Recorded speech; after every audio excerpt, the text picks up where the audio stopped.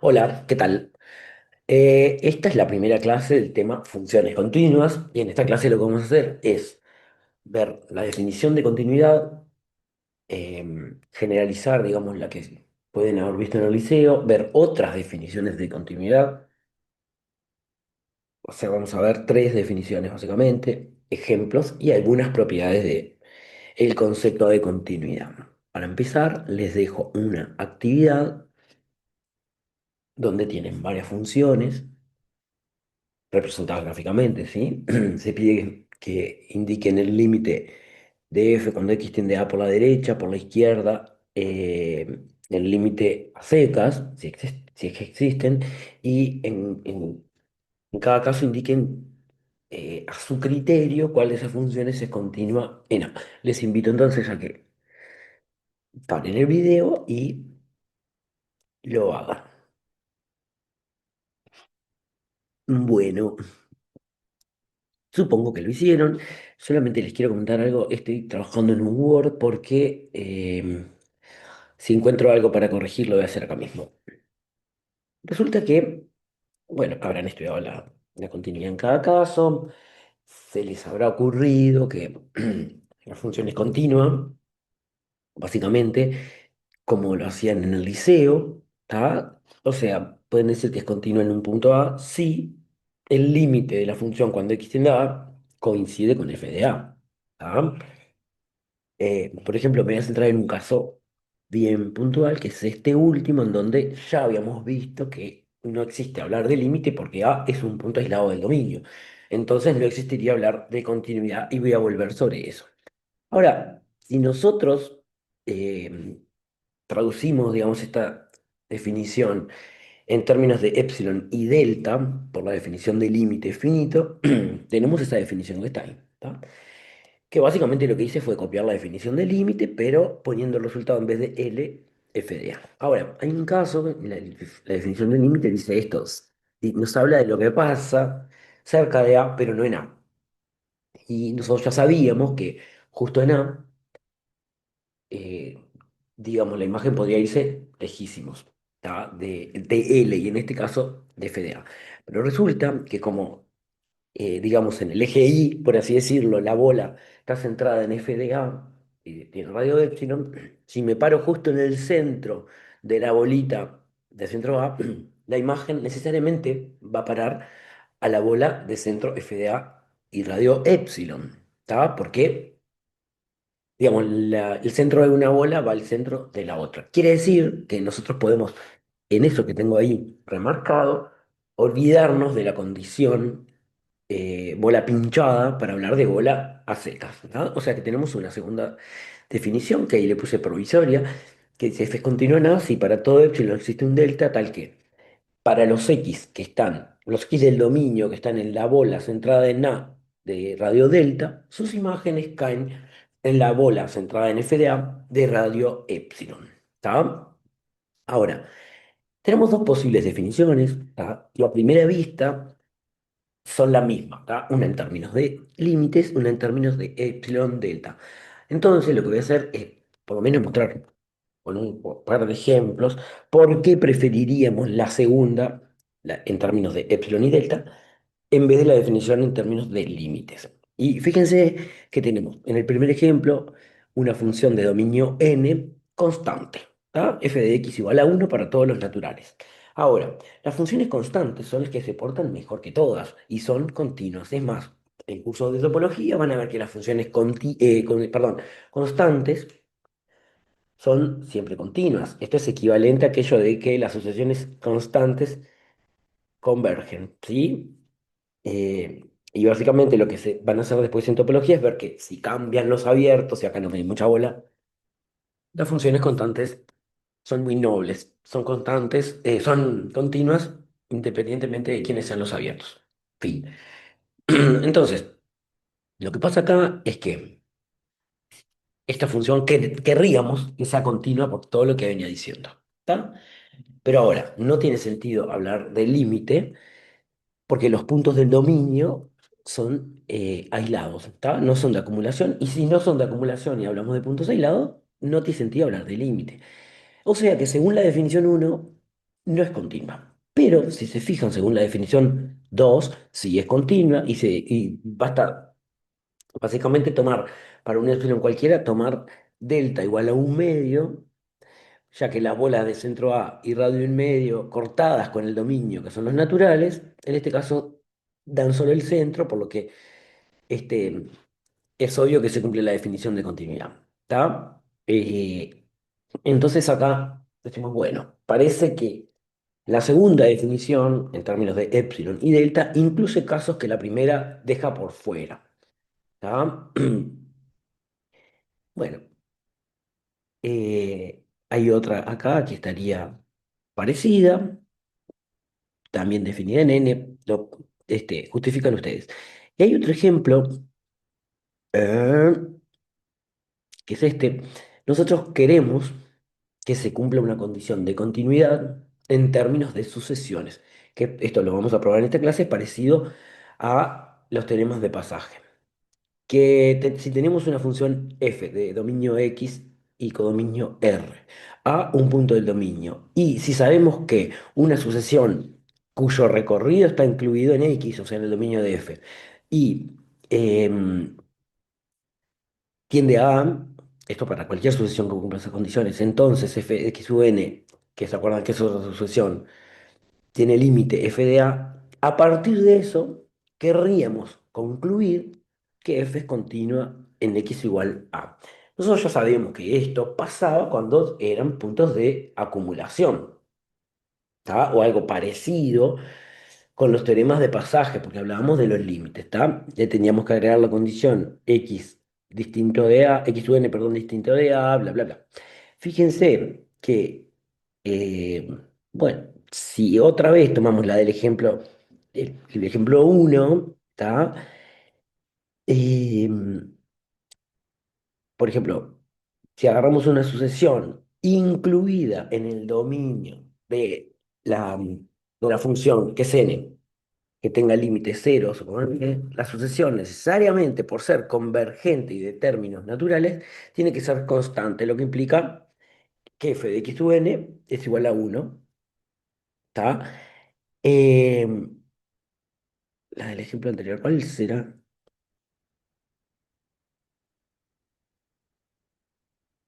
Ah, no, esto es Ay, qué lío, la puta madre.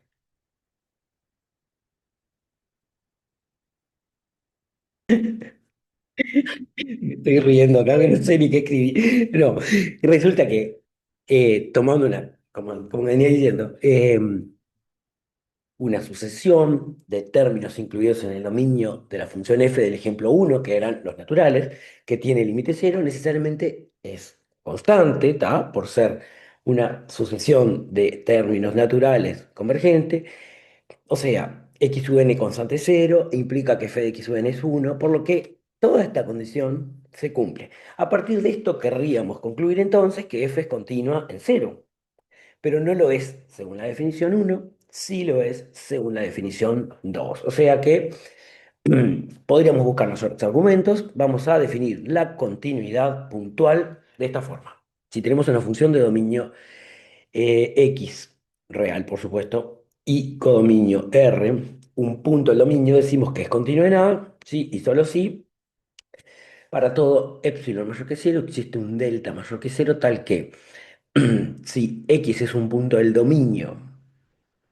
perteneciente a la bola de centro A y radio delta, entonces la imagen de x, f de x, pertenece a la bola de centro f de A y radio epsilon. Algunas, acá fíjense que acá hay un ejemplo que describe un poco esto, que sería, en este ejemplo, nosotros ya habíamos visto cosas con la de primer grado, ¿no? Fíjense que en este caso sería como marcarnos la franjita, que es la bola de centro FDA y radio epsilon, y queremos que cerca de A las imágenes vayan a parar ahí. Ya sabemos que A va a parar a FDA, acá es decir, difiere del límite, y nosotros sabemos que de A la derecha me puedo alejar epsilon, la misma cantidad, para que caigan acá adentro. De A la izquierda me puedo alejar el doble, pero nosotros como queremos que sea simétrico, básicamente tomamos el más chico de los dos. Esto es parecido a lo que hacemos con los límites. Ahora, Hagamos algunas observaciones. Si es continua en A la función, entonces necesariamente A es un punto del dominio, porque hablamos de f de A, ¿no? Ahora, si es un punto aislado, la función necesariamente es continua en A. Y si es un punto de acumulación, eh, de un punto del dominio y de acumulación, por supuesto, f es la continuidad en esos puntos la podemos definir por la definición uno, o sea, por la definición de un límite. O sea, que en los ejemplos que siguen nosotros podemos, si estamos hablando de punto de acumulación, podríamos usar límite. Em, bla, bla, bla, bla. Ahí tienen algunas notas más. Acá tienen tres formas de ver cómo se puede escribir la condición X pertenece a la bola de centro A y radio delta intersección X, entonces f de X pertenece a la bola de centro f de A y radio epsilon. Se puede expresar de varias formas que lo vamos a hacer indistintamente de acá en adelante, según lo que nos convenga. Otra nota es que el delta no es único, esto es bastante evidente, porque si encuentro un delta en la definición de continuidad, cualquiera más chico va a servir. Por otro lado, hay una cuestión con el concepto de discontinuidad, ¿tá? Una función que no es continua en un punto de su dominio, se dice que es discontinua en ese punto del dominio, ¿tá? Y vale aclarar esto de en ese punto del dominio. ¿Por qué? Básicamente, la continuidad permite clasificar los puntos del dominio en aquellos donde la función es continua y aquellos donde es discontinua. Pero no dice nada la continuidad sobre los puntos que no son del dominio. No tiene sentido eh, hablar de eso. Entonces, básicamente, vamos a reservar el término continua y discontinua para los puntos del dominio. ¿Sí? Dicho de otra forma, si supóngase cero que no pertenece al dominio de la uno sobre x, en ese punto la uno sobre x no es ni continua ni discontinua, no está definida. Ahí tienen varias negaciones de la definición y vengan con un ejemplo. Fíjense, en este ejemplo lo que se intenta mostrar claramente es discontinua en cero y esto significa que existe un epsilon, esto que estaba acá, ¿no? Existe un epsilon tal que para todo delta mayor que cero, en la bolita centrada en cero, puedo encontrar un X cuya imagen cae fuera de la bola centrada en f de cero. ¿Tá? En este caso, bueno, hay un ejemplo donde para epsilon un medio, ¿tá? Eh, tienen siempre cerca de cero, tienen elementos que caen fuera de la bolita centrada en f de cero, y para epsilon igual a 2 no pasa esto. Esto lo que básicamente muestra es que el existe un epsilon en la negación de la definición es real. No quiere decir que sea para todo, ¿tá?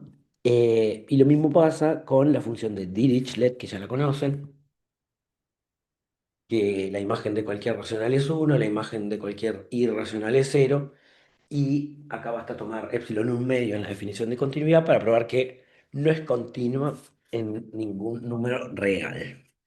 Y ahí se deja otra función para que también la discutan. Esta es continua en cero, discontinua en el resto de los reales. Para las funciones de grado uno esto es igual a lo que hicimos con los límites, ¿no? Estas son continuas.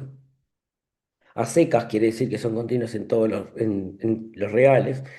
Y en general hay una forma de encontrar el delta a partir del epsilon, que sería, digamos, el delta es epsilon sobre el valor absoluto de A. Y háganse un dibujito de esto para interpretarlo.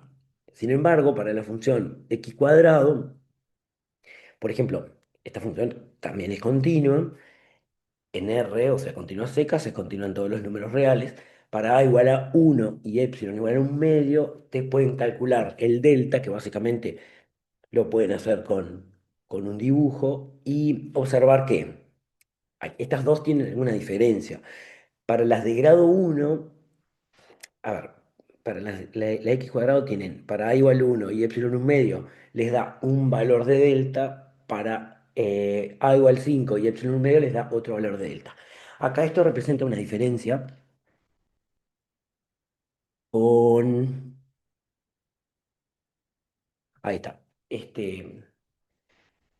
Acá se le podríamos poner M y N, entonces esto lo va a aclarar. Fíjense que lo que pasa es lo siguiente. En el primer caso, dado el epsilon, en el caso de primer grado, M, M, M. Entonces, la función es continua en cualquier A, pero el delta que yo encuentro depende de epsilon, ¿sí? Pero no depende de A. Quiere decir, si yo me paro en A igual 0, 1, 5, un décimo, para el mismo epsilon encuentro el mismo delta, ¿tá? Hay un delta uniforme para todos los puntos del dominio. Sin embargo, cuando hagan el de x cuadrado, van a ver que para a igual 1 y epsilon un medio van a encontrar un delta, para a igual 5 y epsilon un medio van a encontrar otro. Es decir, el delta va a depender de epsilon y además del punto donde estemos estudiando la continuidad. Entonces, en el primer caso vamos a decir que la función es uniformemente continua y en el segundo que no. Esto igual lo vamos a estudiar más adelante. El ejemplo 4 trae las funciones elementales, las agregamos, digamos, a nuestra lista de funciones elementales conocidas. Y el ejemplo 5 nos permite, digamos, de alguna forma operar con funciones continuas, es decir, si sumo, multiplico funciones continuas, obtengo una función continua. Lo mismo con la división, siempre y cuando no se anule el denominador. Y lo que podemos concluir a partir de esto es que el espacio de las funciones continuas en un conjunto X, con la suma y el producto usual, son un espacio vectorial real, es decir, de coeficientes reales. A partir de esto, las polinómicas y las racionales son claramente funciones continuas. Y Em, ahora, les dejo acá para que piensen un poco varias cosas que serían. Acá hay un caso donde hay dos funciones, las dos discontinuas en cero, sin embargo, la suma de ellas es continua en cero. ¿Está? Lo mismo podrían pensar para el producto, unas dos que sean discontinuas en cero o en cualquier lado, cuyo producto sea continuo en cero. Eh, Y acá hay una modificación, digamos, que si la suma es continua, la suma de f y g es continua en A y f es continua en A, entonces g es continua en A y lo pueden probar muy fácilmente porque básicamente sería esto, la g sería la resta de f más g y f. Denme un segundo a ver qué me llaman. Bueno, acá volví, les estaba diciendo ahí una modificación del teorema este para la suma, fíjense si pueden enunciar uno para la multiplicación. Y a ver, vamos a probar más adelante que la composición de funciones continuas es continua. Por suerte, porque básicamente después, al estudiar la continuidad, teniendo, digamos, las funciones elementales continuas y las operaciones algebraicas de continuas y la composición de funciones continuas, básicamente, usando estos teoremas, podemos estudiar la continuidad casi de cualquier función. Fíjense, por ejemplo, esta función definida en R, f de x es igual x coseno de x más e a la seno de x cuadrado más uno.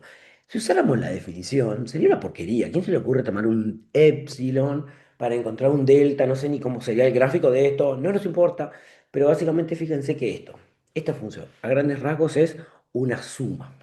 ¿Está? La suma, por un lado, de x por coseno de x y e a la seno de x cuadrado más uno.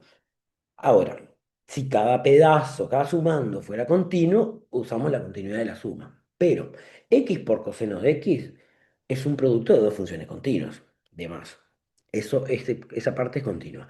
E a la seno de x cuadrado más uno es una doble composición, ¿no? De funciones continuas, porque x cuadrado más uno se porta muy bien, es polinómica, seno de x también, o sea que cuando las compongo, seno de x cuadrado más uno es continua y e a la seno de x cuadrado más uno es continua porque básicamente se va a componer tres funciones continuas. ¿Está? O sea que la conclusión es, bueno, f, aunque tenga una fórmula horrible, se porta muy bien, es continua. ¿Tá? Ahora, ¿qué pasa? Por ejemplo, en el ejemplo 6 este es muy importante el ejemplo 6 tenemos dos funciones parientas. ¿Tá? La primera, f de x es seno de 1 sobre x, para los distintos de cero, cero para eh, la imagen de cero, ¿no? Y la otra es parecida, nada más que para los no nulos los multiplica por x. Básicamente, nosotros podemos también usar, estudiar la continuidad de estas dos funciones. Acá se deja como ejercicio, pero fíjense que, por ejemplo, ¿por qué ambas funciones son continuas en R asterisco? Primero que nada, porque están definidas como composición y multiplicación y composición, en este caso, de funciones elementales. Todo esto funciona en x distinto de cero, porque la única que tendría un problema es 1 sobre x en cero. ¿Está? Pero mientras hablemos de x distinto de cero, no hay problema. ¿Qué pasa en cero? Ahí ya no podemos estudiar la continuidad usando teoremas, sino que tendríamos que usar la definición. Y como cero es un punto de acumulación del dominio, bueno, tenemos que... me perdí. Ah, podemos calcular usando límites. Entonces, en el primer caso, en f, el límite en cero, digamos, f de cero es cero y queremos averiguar si el límite cuando x tiende a cero de f también es cero. Pero el seno de 1 sobre x cuando x tiende a cero no tiene límite. Esto sería de la forma seno de infinito. ¿Tá? No hay límite, o sea que el límite y la imagen no coinciden, por lo que no es continua. En el otro caso, también para x distinto de cero tenemos acá que calcularíamos el límite usando esta fórmula, pero a diferencia del anterior, si bien el seno de 1 sobre x no tiene límite, es acotado. Y al multiplicarlo por x que tiende a cero, eso tiene límite cero. Quiere decir, la función g, cuando x tiende a cero, tiene límite cero. Y esto coincide con g de cero, por lo tanto, es continua. Ahora, les pido que si están desconcentrados, si están distraídos, si tienen ganas de ir al baño, tomar agua, pronto el mate, lo hagan, pausan el video y vuelven, porque este es un ejemplo, además de muy importante, un poquito eh, loco, pero además entreverado. Bien, fíjense que nosotros vamos a estudiar la continuidad de esta función que funciona así. A los irracionales le asigna imagen cero. Al cero le asigna imagen uno. Y a los racionales, primero que nada, los escribe de forma irreducible, por eso ese máximo común divisor, los escribe de forma irreducible con denominador positivo, porque podríamos hacer, tomándose el 3 cuartos, es lo mismo que perdón, el menos 3 cuartos podemos escribir como 3 sobre menos 4 o sobre menos 3 sobre 4. O sea que en el caso del menos 3 cuartos lo va a escribir como menos 3 sobre 4. Queremos denominador positivo. ¿Tá? Además de eso, irreducible. Y a ellos lo que hace para todos esos números racionales es, de alguna forma, se olvida del numerador y dice, si te escribo de forma irreducible con denominador 4, tu imagen es un cuarto. ¿Tá? Entonces fíjense que, por ejemplo, acá tenemos varios irracionales, tiene imagen cero sin problema, la imagen de cero es uno, la imagen de 3 y de menos 2 es uno y básicamente estos son racionales que los puedo escribir con denominador uno. Y acá lo que le que venía diciendo, y no puse ninguno negativo, pero no importa. La imagen de 3 medios, 3 medios, la imagen de 3 décimos. Y acá le podría agregar que esto coincide con la imagen de, además de 3 medios, por ejemplo, de el 5 medios lo puse. No, no. Y esto también coincide con la imagen de, pensemos, uno racional. Sí, uno ya. Así que está. Uno no irreducible, ahí acá. se reduce, miren lo que les decía. Pucha, ahí está. Por ejemplo, en el caso del 20/50, ese no está expresado como algo irreducible, entonces lo primero es expresarlo como irreducible. En segundo lugar, como está escrito como 2/5, es irreducible. Denominador positivo, entonces la imagen es 1/5. ¿Está? Primer punto, ¿quién es el recorrido de esta función? Si nos fijamos, ¿a dónde van a parar las imágenes? A cero, a uno y a los 1/n que los cubre a todos. O sea, que el recorrido de esta función es el conjunto de los 1/n unido al cero. ¿Está? Y lo que queremos probar es que, apróntense, la función f es discontinua en cualquier número racional, pero es continua en cualquier número irracional. Entonces, vamos a hacer por partes. Primero nos metemos con los racionales, estudiamos lo que pasa, y después con los irracionales. La parte de los números racionales es más fácil. Básicamente, fíjense lo que pasa con la continuidad en tres medios, por ejemplo. La imagen de tres medios es un medio y es positiva. ¿Tá? Esto va a pasar con la imagen de todos los racionales. Ya lo hizo por las dudas, la imagen de cualquier racional es positiva. Entonces, ¿qué puedo hacer? Considero epsilon como la mitad de la imagen. En este caso es un cuarto. Ahora, si yo me paro en la bola de centro un medio y radio un cuarto, quiere decir que esa bolita solamente tiene adentro números positivos. En particular, no tiene el cero, ¿no? Esa bolita no contiene el cero. Ahora, si yo en el eje X me considero cualquier radio delta, ¿tá? Y una bolita alrededor de la, en este caso del un medio, ahí adentro siempre existen números irracionales. Y estos números irracionales tienen imagen cero. Pero ahora, las imágenes de estos números irracionales que son cero no pueden pertenecer a esta bola que solamente tiene números positivos adentro. Conclusión, si me paro en cualquier racional, puedo definir un radio epsilon y una bola de centro f de a y radio epsilon, de forma que cualquier bolita de centro A y radio delta tiene algún número adentro cuya imagen no va para la bola esta. ¿Qué serían? ¿Quiénes son estos? En cualquier bola, estamos diciendo, hay números irracionales y esos van a caer fuera de la bola de centro F de A. ¿Qué pasa con los irracionales? Acá queremos probar la continuidad. Ya me perdí. Fíjense lo siguiente. Nosotros vamos a querer usar la definición. Es decir, para todo epsilon existe un delta, bla, bla, bla. Entonces, en este caso, como son irracionales, perdón, la imagen de los irracionales es cero, entonces, eh, ¿qué estaba diciendo? Ah, cierto, en este caso, la bola de centro FDA y radio epsilon, ¿tá? En este caso va a ser el intervalo menos epsilon, epsilon, acá en el eje Y. Y eso sería para cualquier irracional. ¿Por qué? Porque como, digamos, FDA en ese caso es cero, ¿tá? Por suerte, en este caso no tenemos que considerar, a diferencia de este, bolas con centro variable en el eje Y.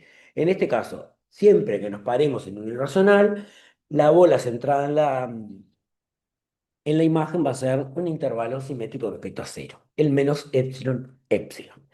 Entonces, fíjense que vamos a afirmar un hecho que lo vamos a probar después, y es este. Dado cualquier entorno, ¿tá? Cualquier intervalito básicamente sería, de intervalito abierto de números reales, ahí adentro hay una cantidad finita de números racionales m sobre n irreducible, por supuesto, cuyo denominador sea menor o igual que un natural p dado. Paran el video, intenten entenderlo, a ver qué es lo que estamos diciendo. Eh, Voy a hacer al revés de lo que está presentado en el texto. Miren lo que estamos diciendo. tucu, tucu, tucu, tucu, acá. Fíjense una cosa. eh, la gracia de esto, de esta afirmación que estamos haciendo, es así. Si tengo un intervalo, ¿tá? AB de números reales y fijo un natural P, ¿tá? Entonces, adentro del intervalo AB, lo que estamos afirmando es que existe una cantidad finita de racionales cuyo denominador es P o más chico que P. Quiere decir, los otros quedan por afuera, las otras fracciones que tienen denominador mayor que P están por afuera. ¿Tá? Para fijar las ideas, hagamos así. Tomamos, fijo el natural P igual a 4 acá. Y lo que vamos a hacer es contar la cantidad de racionales entre 0 y 1, ¿tá? Que tengan la expresión m sobre n irreducible y denominador menor o igual que 4. O sea, si n es menor o igual que 4, n es 1, 2 o 3 o 4. Primero, como estoy hablando de denominador menor o igual que p, en este 4 menor o igual que 4, hablamos de una cantidad finita de denominadores. Ahora, para el denominador 1, ¿cuántos hay entre 0 y 1? ¿Está? Hay dos racionales, el 0 sobre 1, el 1 sobre 1, que son el 0 y el 1 exactamente. ¿Está? Para n igual 2 tenemos algunos más. Serían que voy a contar los medios que hay entre 0 y 1. Está el 0 medio, el 1 medio, el 2 medio. Son tres racionales. Para n igual 3, ¿tá? Queremos contar los tantos tercios que hay entre dos racionales. ¿Tá? Perdón, entre 0 y 1, que son 0 tercio, 1 tercio, 2 tercios, 3 tercios. Y lo mismo para los cuartos, que serían, qué cuartos están entre 0 y 1, 0 cuarto, 1 cuarto, 2 cuartos, 3 cuartos, 4 cuartos.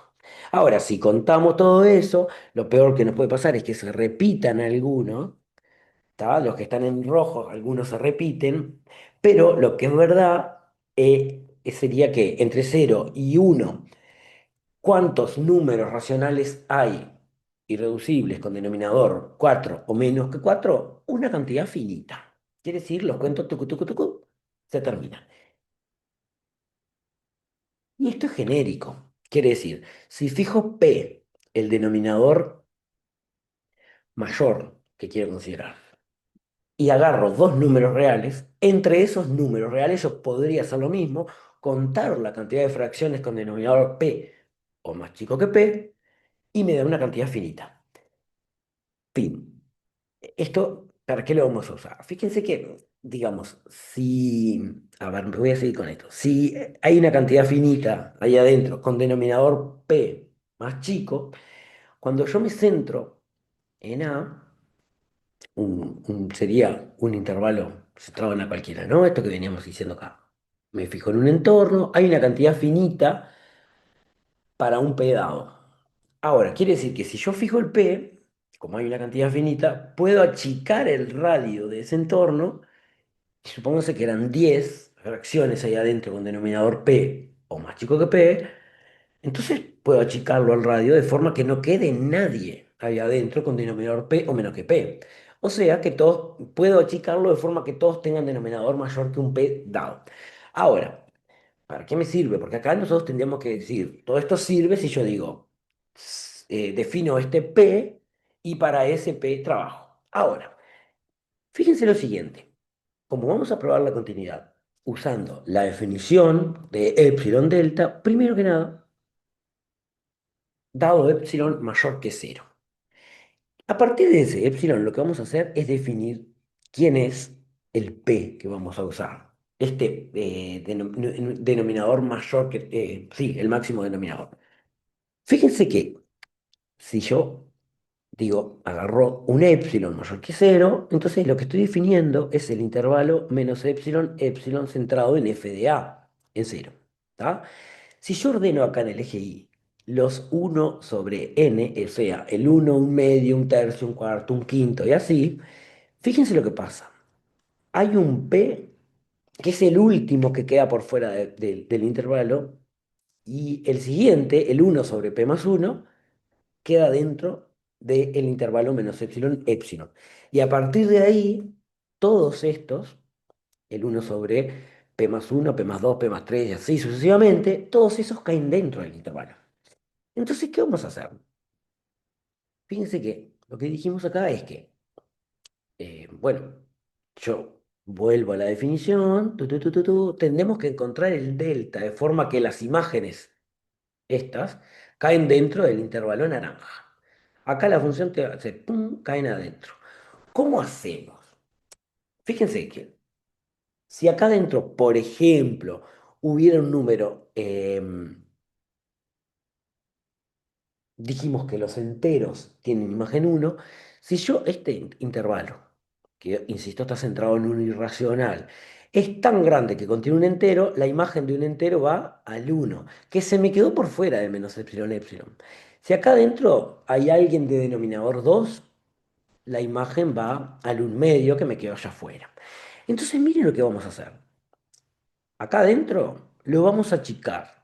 Como sabemos que en cualquier entorno centrado en A hay una cantidad finita em, de fracciones irreducibles con denominador P o menor que P, lo vamos a achicar, achicar, achicar, achicar a este intervalo, de forma que, como era una cantidad finita, lo achico para dejar a todos esos fuera. Entonces, ¿qué es lo que pasa con los racionales que hay acá adentro? Si es un racional en este intervalo, entonces el denominador es más grande que P. Y si el denominador es más grande que P, su imagen es de la forma uno sobre n, pero con un denominador más grande que P, o sea, uno sobre P más uno, uno sobre P más 2. ¿Y dónde van a parar esas imágenes? Acá, adentro del menos epsilon epsilon. Y si acá adentro lo que tomo en vez de un racional es un irracional, ¿a dónde van a parar las imágenes? Al cero. Quiere decir que este intervalito lo achiqué de forma que todos los x que viven ahí adentro tienen imagen entre menos epsilon y esto es la definición de continuidad. Y bueno, nada, eso.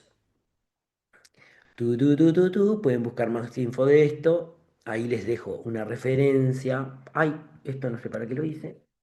Esta referencia está además, es un libro que anda por ahí, que se llama Funciones raras en análisis real, y se pueden encontrar más cosas interesantes sobre esta función y sobre otras. En fin, en este ejemplo hay otra propiedad que nos gustaría probar, que básicamente dice así: si el dominio de una función se puede escribir como la unión de dos cosas, ¿tá? Y f es continua en cada pedazo, entonces, f es continua en todo el x.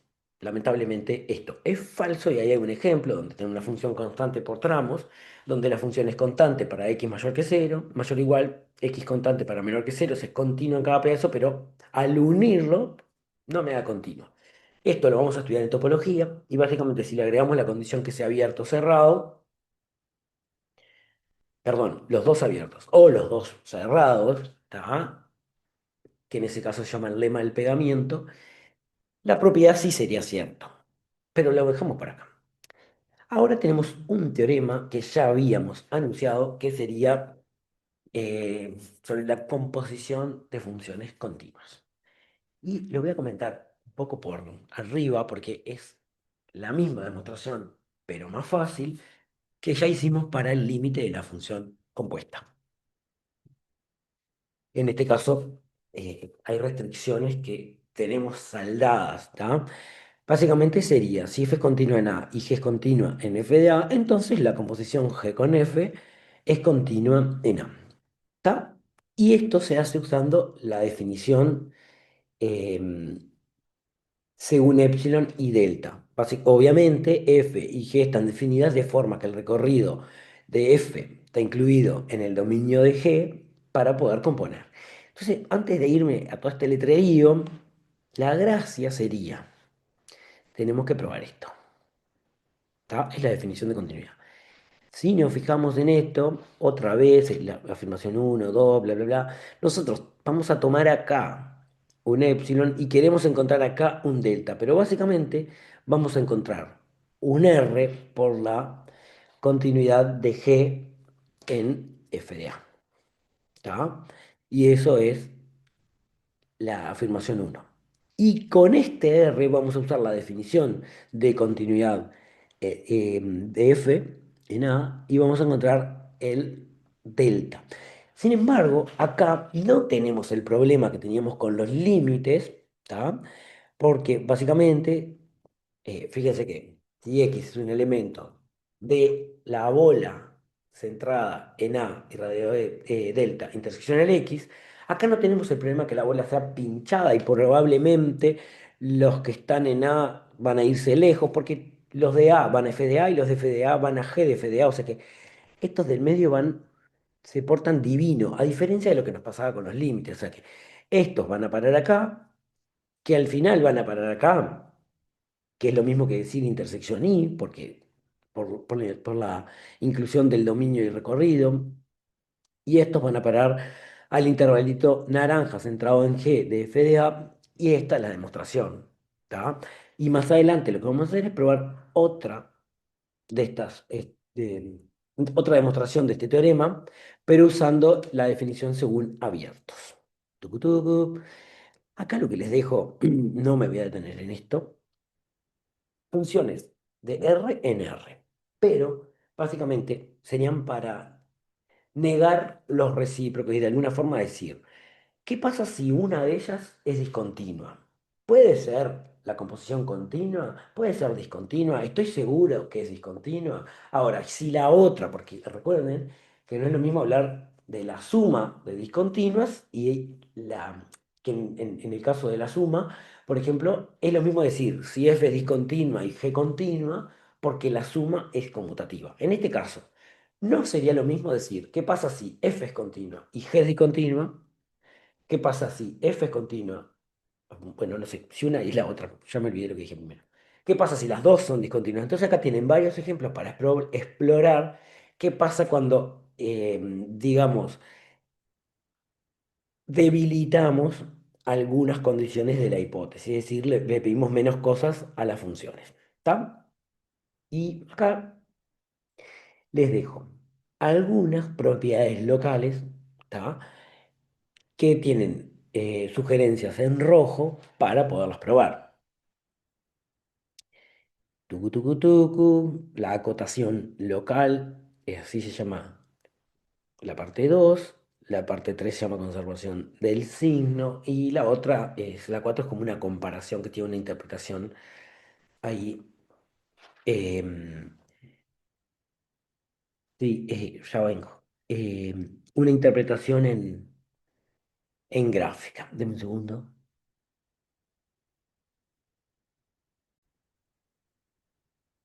Bueno, ta. Teníamos entonces algunas propiedades locales que tienen como deber probar. Vamos a ver ahora dos definiciones más, como había anticipado, de continuidad puntual. Eh, de continuidad. Voy a poner así porque hay una que no es de continuidad puntual. Entonces, nosotros hasta el momento tenemos la definición de continuidad en términos de epsilon y delta. ¿Tá? Y lo que vamos a hacer es definir dar una definición en términos de convergencia de sucesiones. Esto permite, y que es muy similar a los teoremas de pasaje, eh, dar una definición que vincule la continuidad con la convergencia y otra que vincula la continuidad en términos de conjuntos abiertos. ¿Está?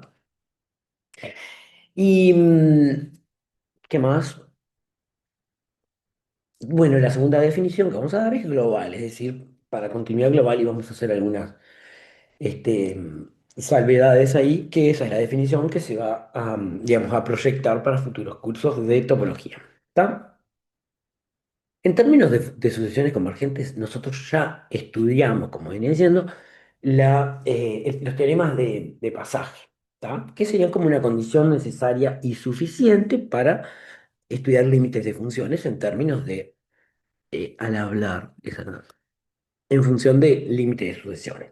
Acá es algo muy parecido y básicamente sería así. Tenemos una función de dominio X a un elemento de X y Básicamente lo que vamos a probar es que f es continua en A si para toda sucesión cuyo recorrido está incluido en X y que tiene límite A, entonces la nueva sucesión compuesta, que es f de x u n, esa tiene límite f de A. O sea, para el directo vamos a probar eh, que todas las sucesiones que todas las sucesiones cumplen esto, ¿tá? Y para el recíproco vamos a saber lo de las sucesiones y vamos a probar la continuidad. Directo, entonces. Voy a dejar ahí. Básicamente tenemos que el enunciado este, que no es tan fácil de traducir en hipótesis, tesis, sería f es continua en A es parte de la hipótesis. Ahora, tomamos una sucesión cualquiera que cumpla estas dos condiciones, ¿tá? Y lo que queremos probar como tesis es que f de x sub n tiene el límite f de a. O sea que esta parte de la sucesión y las condiciones que cumple las vamos a incluir dentro de la hipótesis. Lo que tenemos que probar es, según la definición de límite, que f de x sub n tiene límite f de a si, solo si, bla, bla, bla. La definición de límite de sucesiones. Para todo epsilon mayor que cero existe un natural en sub cero, tal que a partir de él las imágenes, los términos f de x sub n caen en la bola de centro f de a y radio epsilon. Ahora, como ya sabemos, como es para todo epsilon, tomamos un epsilon mayor que cero en rojo. Digo en rojo porque al final, porque de las afirmaciones coloreadas, miren esto, es por esto es que los puse en rojo sería, tomo un epsilon, encuentro en el sub-cero y a partir del sub-cero pasa justo lo que nosotros queremos, pero todo esto, digamos, va a irse dando a lo largo de la demostración. Entonces, como epsilon es mayor que cero, ¿tá? Podemos tomar para ese epsilon, según la definición de continuidad de f en A, podemos tomar ese epsilon y, probar, digamos, afirmar que existe un delta tal que para los x del dominio de F que están en la bola de centro A y radio delta, entonces las F, las imágenes, caen en la bola de centro F de A y radio epsilon. A este le puse ahí afirmación uno porque la vamos a retomar más abajo. Ahora, otra vez vamos a hacer como la prueba de la composición. Como x sub n tiende a A, vamos a tomar este de delta, perdón, ta según la definición del límite de sucesiones, acá, para el delta anterior, podemos afirmar que existe un natural a partir del que los términos x sub n caen en la bola de centro A y radio delta, ¿tá? Además, sabemos que los términos de la sucesión caen en x, ¿tá? Esto quiere decir que necesariamente decir que x sub n está en la bola de centro A y radio em, delta eh, no le hace nada decir que está en esa bola intersección el X. O sea que a partir de todo esto, si tomamos un natural mayor o igual que cero, sabemos, por lo último que veníamos diciendo, que X sub n pertenece a la bola de centro A y radio delta intersección X. Pero si estos X sub n están en esta intersección, por esta afirmación uno sus imágenes a través de F caen en la bola de centro L y radio esto no es L, por suerte, es F de K. Que es justo esto lo que queríamos probar. ¿Sí? ¿Vieron por qué lo hice en el Word? Muy bien. Recíprocamente sería, sabemos que para cualquier sucesión x u n, cuyo recorrido está incluido en x y que tiene límite a, entonces, acá falta un entonces, que lo voy a copiar de acá, por ejemplo. Esto es una implicación verdadera. O sea, ya sabemos que si tomamos cualquier sucesión en esas condiciones, la sucesión de imágenes tiene límite f de a. Lo que queremos probar es que f es continuada. Entonces, por la definición de continuidad, lo que tenemos que probar es que para todo epsilon, no sé por qué sigue esto acá, pero bueno, em, existe un delta tal que, si las imágenes Sí, perdón, si las X están en la bola de centro A, radio delta, intersección X, entonces sus imágenes están en la bola de centro FDA, radio epsilon, ¿tá? Lo que vamos a hacer es suponer que no es continua en A. Esto lo que significa es que existe un epsilon sub cero, tal que para cualquier delta mayor que cero, eh, digamos, para cualquier delta mayor que cero, tomando, hay algún X en esta intersección, o sea, cerca de A hay algún X, cuya imagen no caen, y esto tampoco es L, es F de A. Entonces, como esta afirmación se cumple para todo delta, ¿tá? Vamos a dejarlo fijo el epsilon sub cero, ¿no? Porque ese existe. Lo que vamos a hacer, esto también es muy parecido a lo que hicimos con el teorema de pasaje, es agarrar a los delta, le vamos a dar valores, de forma de que podamos definir una sucesión, ¿tá? Que nos permita contradecir la hipótesis. Entonces, otra vez todo lo que puse mal. Acá le ponemos a los delta, le llamamos delta sub n, perdón, y son uno sobre n. Saca, muy bien. Entonces, lo que sabemos es que x sub n pertenece a la bola de centro A, radio uno sobre n, intersección x, pero f de x sub n no pertenece a la bola de centro f de A y radio epsilon sub cero. ¿Qué pasa si le ponemos como en cada valor natural el x sub uno? Ya sabemos que existe porque dijimos que, estoy cambiando esto porque lo he escrito mal, el epsilon existe, perdón, el x sub uno existe en esta intersección que cumple, que no pertenece a esta bola. Y así existe el x1, el x2, el x3, bla, bla, bla. ¿Está? Este es f de x2. Ta. Entonces, miren lo que pasa, se queda construida una sucesión. ¿Ta? La sucesión, primero que tiene elementos de x, porque es x1 por definición está en una bola, intersección el x, es todo lo mismo, o sea que todos los términos están en x. ¿Ta? Además, la sucesión tiene límite a, porque en realidad acá podría decir que todos los términos están entre a más uno sobre n y a menos uno sobre n, se van apretando las bolitas, tienen límite a. ¿Tá? Entonces, hasta ahí tenemos que x sub n es una sucesión tal que el recorrido está incluido en x y x sub n tiene límite a.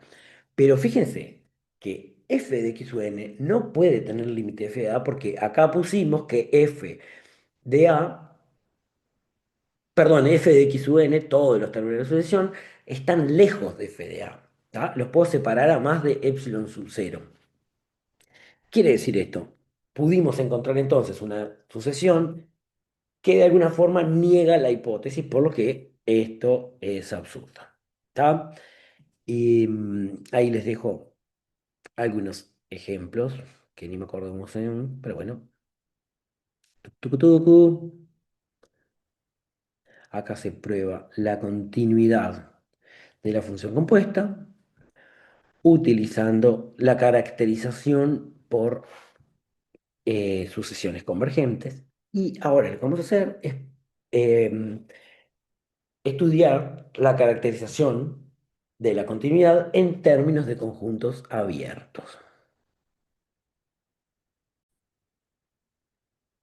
Bueno, entonces precisamos para esta caracterización un par de, em, notaciones, ¿sí? O por lo menos definiciones. Em, Primero, es en un entorno de un número real. Nosotros por el momento venimos diciendo los entornos centrados, yo le prefiero decir bolas, para evitar esta confusión, pero hay libros que usan la noción de entorno de A para decir los intervalos centrados en A, o sea, los de la forma A menos R, A más R. Ya previendo que topológicamente eso no es lo más general, yo por eso reservo la palabra bolas a eso. Esas bolas están centradas en A. Sin embargo, los entornos no necesariamente están centrados en el punto. Básicamente, puedo decir que un entorno de A es cualquier conjunto que sea abierto y contenga a la. Por ejemplo, fíjense que acá hay varios entornos de uno. eh, Por ejemplo, el primero, el uso uno, sería la bola de centro uno y radio uno. Pero el uso 2 ya no es una bola de centro uno porque no es simétrica. Sin embargo, esto cumple la definición de entorno porque es un abierto y además contiene el uno. Lo mismo con R+, ya está. Es un abierto cualquiera que contiene el uno de más. Y esto ahí no son abiertos por lo que, no son, perdón, o no son abiertos o no contienen el uno, por lo que no son entornos de uno. Y por otro lado, lo que vamos a necesitar es esto que se llama conjunto e imagen y conjunto preimagen a través de una función. Entonces, esto se va a profundizar en el curso de topología también. Y básicamente es así. Si tenemos una función, esta definición no necesariamente es para funciones reales, capaz que la vieron también en fundamentos. El conjunto, y básicamente tenemos A sub 0 formado por elementos del dominio, B sub 0 formado por elementos del codominio. Entonces podemos definir el conjunto imagen de A sub 0 y el conjunto contraimagen de B sub 0. ¿Está? ¿Qué hay en el conjunto imagen de A sub 0 que se nota como F de A sub 0?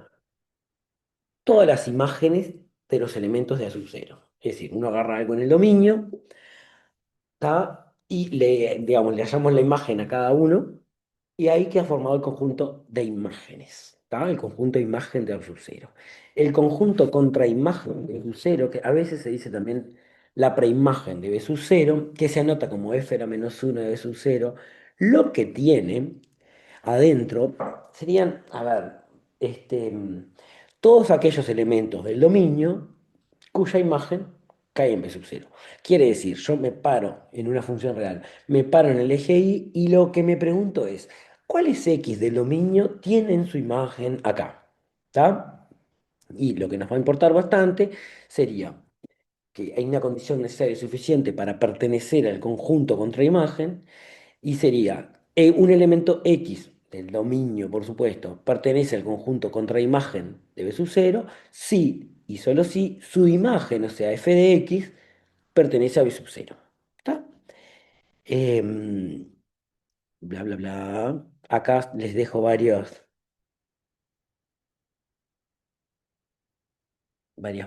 cosas que nos ayudan como a hacernos una idea de esto del conjunto de imagen contra imagen. El caso de x cuadrado, esta función x cuadrado da lugar a varias conjeturas, pero básicamente tendríamos así.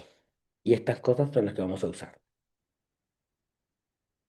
Sí, básicamente esto sería la imagen y la contraimagen conservan la inclusión. Quiere decir, si yo tomo en el dominio un conjunto incluido en el otro, entonces sus conjuntos imágenes mantienen esa inclusión. Y por otro lado, si, perdón, si tomo f de A sub 0, que es el conjunto imagen de A sub 0, está incluido en un conjunto que se llama B sub 0. Cuando me voy al eje X, esto sería en el eje Y, ¿no? En el conjunto de las imágenes, cuando me voy al dominio, el conjunto sub 0 necesariamente tiene que estar incluido en el conjunto de preimágenes de P sub 0.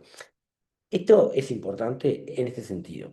Si yo, es un sí solo sí, esto sería como agarrar y decir, tengo f a sub 0 incluido en P sub 0. Para allá sería como aplicar f a la menos uno de ambos lados y decir, f a la menos uno de f de a sub 0, cancelo, como quien cancela el x cuadrado con la raíz, una cosa así, y me queda sub 0, y de este lado aplico y me queda f a la menos uno de b sub 0. No es exactamente así como se justifica porque esas relaciones no son ciertas. Es decir, lo que no es cierto es que f a la menos uno de f de a sub 0 sea a sub 0. Lo mismo para el otro lado, porque uno podría pensar, Si tengo esta inclusión en el eje X, para allá sería como aplicar de ambos lados el operador f, o sea, f de a sub 0 incluido en f de f a la menos 1 de b sub 0, y sería como pensar en simplificar eso que, insisto, no son ciertas esas simplificaciones, pero es como una forma de pensar, de pensarse en esta equivalencia, ¿está? Bueno, entonces, básicamente tenemos una función de RNR, vamos a probarlo con funciones de RNR, un punto A del dominio y tenemos que f es continua si y solo si para todo epsilon, bla, bla, bla, bla, bla. Si es continua, a secas, es continua en todos los números reales y acá viene lo importante de esta prueba, acá lo precisamos, es que esta implicación se puede escribir en términos de conjunto imagen y usando la última equivalencia enunciada, o sea, podemos afirmar esto en términos, esto sería una inclusión en el eje y esto sería una inclusión en el eje X. Y lo que vamos a probar básicamente es f de Renner es una función. Entonces, f es continua si la preimagen de cualquier conjunto abierto es un abierto. Esto lo que quiere decir entonces es, me tome el abierto que me tome en el codominio, su preimagen es un conjunto abierto. Vamos al directo. Nosotros lo que sabemos es que f es continua, es decir, es continua en cualquier A real. ¿Tá? Y lo que tenemos que hacer es agarrar un conjunto abierto en el eje y probar que su preimagen es un conjunto también abierto. Entonces, primero que nada, la preimagen de R es R y la preimagen del vacío es el vacío, o sea que esos dos abiertos tienen preimagen abierta. Lo que tenemos que hacer ahora es probar que los abiertos no triviales, o sea que no son ni R ni el vacío, también tienen preimagen abierta. Muy bien. Entonces, sea U un abierto no trivial. Fíjense que hay un caso que, digamos, lo convierte en trivial, que sería en caso en que U no corta el recorrido de F. ¿Qué quiere decir que no corta el recorrido de F? Que adentro de U no hay imágenes. Entonces, supónganse la función x cuadrado y que el u sea el intervalo menos 10 menos 5. Ahí adentro no hay imágenes, la preimagen de eso va a ser el conjunto vacío. Y eso es un conjunto abierto. Y hasta el momento no hicimos nada de valor, digamos. Vamos ahora al caso en que u corta al recorrido de f. Es decir, adentro de u hay imágenes de gente, ¿no? A ver, acá, está todo acá. Entonces, tenemos que probar que f a la menos uno de u es un conjunto abierto, o sea que consideramos un elemento de f a la menos uno de u. Primero que nada, tengan en cuenta que si en u hay elementos del recorrido, ¿tá? Existe la imagen de alguien. Eso quiere decir que corta recorrido. En particular le puedo llamar el A, yo qué sé. Hay un elemento A cuya imagen cae adentro de u. Entonces, si f de A está en U, entonces A pertenece al fenómeno 1 de U. Ahí estamos acá. F de A. Entonces, para probar que este conjuntito f a la menos 1 de U es abierto, tenemos que probar que en este conjunto preimagen hay un delta tal que la bola de centro A y radio delta está incluida en f a la menos 1 de U. Esta es la definición del punto interior. O sea, consideramos este A, que es uno cualquiera de f a menos 1 de U, y probamos que es interior. Entonces, tomemos el A en f a la menos 1 de U. O sea, f de A pertenece a U. Fíjense que yo, la gracia de esto sería, estoy acá, parado en un A perteneciente a f de U. Voy a irme, porque yo acá quiero encontrar un radio delta, en el eje X. Pero, ¿dónde sé que puedo encontrar cosas? ¿O dónde puedo manejar algunas cosas? Cerca de f de A. Porque acá sí tengo un conjunto abierto que contiene f de A. y acá está la explicación básicamente de lo que estamos haciendo. O sea, que acá hay un epsilon, de forma que la bola de centro FDA y radio epsilon está incluida en U. Esto es por ser el U abierto y contener al FA. Ahora, lo que pasa con esto es que puedo tomar preimágenes de ambos lados. F-1 de la bola está incluido en F-1 de U. ¿Está? Ahora, lo que pasa también es que como la función es continua particularmente en A. ¿Está? O sea, implica que para el epsilon este, el que estábamos considerando recién, existe un delta tal que la bola de centro A y radio delta está incluida en la preimagen de la bola de centro FA y radio epsilon. Pero ahora fíjense que tengo dos cosas subrayadas. Tengo que hay una bola de centro A incluida en la preimagen de la bola de centro FA, pero al mismo tiempo la preimagen de la bola de centro FA está incluida en la preimagen de U.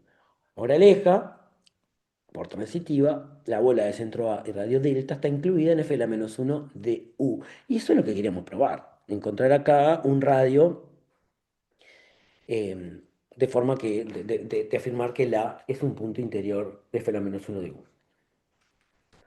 Vamos ahora entonces por el recíproco.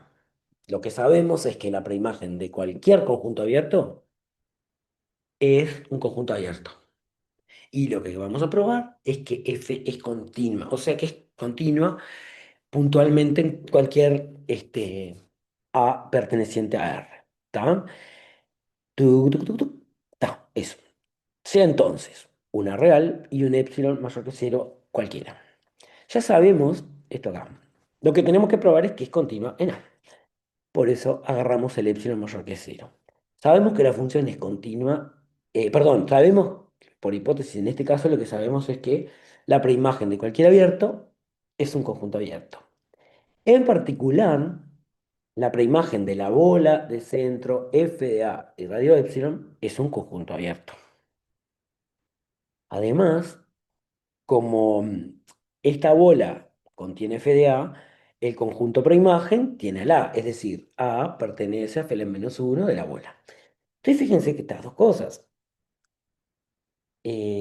A es un elemento de ese conjunto preimagen, que además sabemos que ese conjunto es abierto. O sea que la es un punto interior, por lo que existe un delta de forma que esto, la bola de centro A está incluida en F la menos uno de la bola de centro F de A. Y esto es justo la definición de continuidad.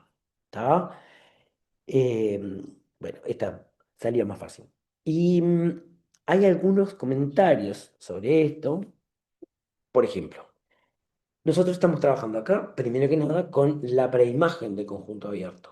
¿Tá? Es decir, tomando un conjunto abierto en el eje Y, afirmamos lo que pasa con las preimágenes. Nada dijimos de las imágenes, es decir, si agarramos una función continua, un conjunto abierto en el eje X, ¿qué sabemos de la imagen de ese conjunto? Nada. ¿Está? Por otro lado, no podemos decir ni que sea abierto, ni que sea cerrado, ni que sea nada. Por otro lado, podríamos traducir esto, digamos, en términos de continuidad local. ¿Qué pasa con la continuidad local? No sé si me siguen, lo de la continuidad local es en un punto en términos de abiertos. Lo primero que nos podríamos ver tentados es a decir, f es continuo en A, sí y solo sí. Me tomo un entorno de FDA, o sea, un abierto que contiene FDA, y eso me da un abierto que contiene ALA. Eso no es verdad, y ahí hay varios ejemplos para comprobarlo, porque básicamente, si ustedes toman un abierto que contiene a FDA, al agrandarlo podría agarrar un punto de discontinuidad y no me da abierto. Lo que sí es verdad que me tiene que dar el A interior a la preimagen de luz. ¿Va? Eh, Acá hay una forma de probar la continuidad de la composición usando la definición en términos de abiertos. También vale señalar acá que hay un teorema parecido al anterior, a esta caracterización, cambiando la noción de abierto por cerrado. Quiere decir, una función es continua, sí y solo si la preimagen de cualquier cerrado es cerrado. Esto lo reservamos para más adelante, para el curso de topología. Y por otro lado, bla, bla, bla, bla, bla, acá, esto es para terminar, ¿qué pasa? Nosotros ya les dije que esto era para probar la continuidad global, era una caracterización de la continuidad global, particularmente para funciones definidas en R, con dominio R. ¿Qué pasa cuando el dominio no es todos los reales, sino un subconjunto? ¿Tá? Podríamos decir, es lo mismo una función, supónganse, como esta, definida en 0,1, como x cuadrado, que esta función se porta re bien, la preimagen de cualquier abierto me da un abierto. Sin embargo, este no es cierto, ¿tá? Así a secas o livianamente. Fíjense lo que pasa con el intervalo. En este caso, el un cuarto uno tiene preimagen un medio uno y eso es un abierto. Sin embargo, el un cuarto 4 tiene preimagen un medio 2. Acá lo voy a poner así. Qué suerte. Ah, no, uno, está bien. Ay, qué bombado. Uno cerrado. ¿Qué es lo que pasa? Todas las preimágenes, si fuera la función definida en R, está bien, estarían entre las preimágenes entre un cuarto y 4 estarían entre un medio y 2 o menos y menos menos 2 y menos un medio. ¿Tá? Pero la función no tiene dominio 0,1, quiere decir que el conjunto de preimágenes necesariamente está formado por elementos del 0,1. Por eso el conjunto preimagen, en este caso, da un medio uno cerrado un 1. Ese conjunto no es abierto a secas, ¿tá? Pero lo que sí es verdad, por lo que venía diciendo, que puede expresarse como un intervalo abierto más grande intersectado con el 0,1. Y en este caso le puse un medio 2 intersección el 0,1. ¿Tá? Esto básicamente lo que significa es ser abierto relativo en 0,1. Quiere decir, la preimagen de un abierto por esta función continua va a ser un abierto de R intersección el 0,1. ¿Está? Y claramente no es la única. Y esto, la forma de generalizarlo sería diciendo una función de dominio X es continua globalmente si la preimagen de cualquier abierto es un abierto relativo en X. Tucu, tucu, tucu, y por acá termino.